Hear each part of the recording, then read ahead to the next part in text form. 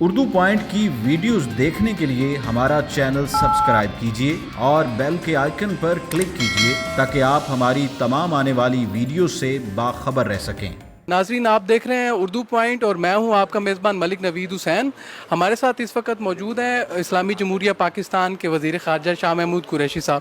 مخدوم صاحب، یہ بتائیں کہ گزشتہ دو روز قبل عمران خان صاحب نے کشمیر میں ایک قوم کو بہت بڑا عندیہ دیا ہے کہ قوم اگر ضرورت پڑتی ہے تو تیار رہے، میں ایل او سی کی طرف اشارہ کھول دوں گا۔ تو اس بارے میں آپ کو کیا لگتا ہے، قوم کے اور آپ کے کیا جذبات ہیں اور کیا آپ کو لگتا ہے عمل اختیار کرنا چاہیے قوم کو؟ انہوں نے کہا کہ میں اقوام متحدہ جا رہا ہوں اور میں آپ کا مسئلہ وہاں اٹھاؤں گا۔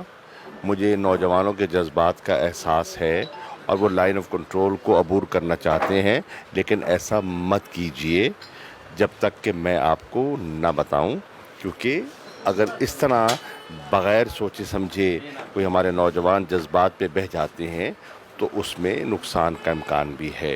تو انشاءاللہ اس پہ لوگوں کو گائیڈ کریں گے۔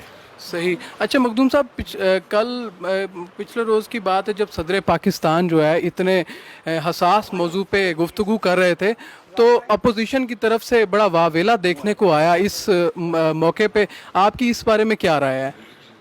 اپوزیشن نے، میں سمجھتا ہوں کہ غیر ذمہ داری کا ثبوت دیا۔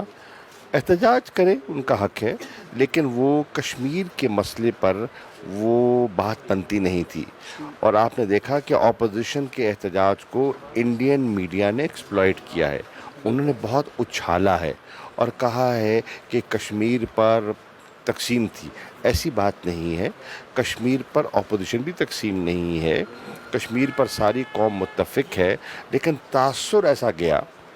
وہ احتجاج کر رہے تھے اپنے پروڈکشن آرڈر کا، وہ چاہتے تھے کہ ہمارے جو بندے قید میں ہیں احتساب کے عمل کی وجہ سے ان کو رہائی ملے۔ اب یہ ان کا پوائنٹ آف ویو ہے، اسپیکر صاحب نے کہا میں ان کو سنوں گا۔